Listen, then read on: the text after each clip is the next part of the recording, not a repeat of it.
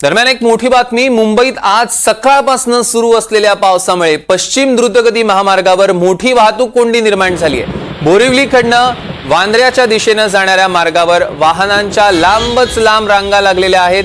पश्चिम द्रुतगती महामार्गावर सांताक्रूज, विलेपार्ले, अंधेरी, जोगेश्वरी आणि गोरेगाव दरम्यान ही मोठी वाहतूक कोंडी निर्माण झालेली आहे। दृश्यांमध्ये आपण बघू शकतोय पश्चिम द्रुतगती महामार्गावरची हे दृश्य आहेत। पश्चिम द्रुतगती मार्गावर आता सध्या प्रचंड वाहतूक कोंडी। मुंबईत आता काही वेळापूर्वी जोरदार पावसाला सुरुवात झालेली आहे। सकाळपासूनच पाऊस आहे आणि त्यातच कामाला जाण्याच्या वेळा, त्यामुळे मोठ्या प्रमाणात वाहतूक कोंडी। विशाल पाटील आपले प्रतिनिधी आपल्या सोबत जोडले गेलेत। विशाल, सध्याचे काय अपडेट्स आहेत? माहिती आहे, मुंबईत सकाळपासूनच पावसाची हजेरी ही जोरदार आहे। मुसळधार पाऊस अनेक ठिकाणी पडतोय आणि याचा थेट परिणाम हे रस्ते वाहतुकीवरती झालेला आहे।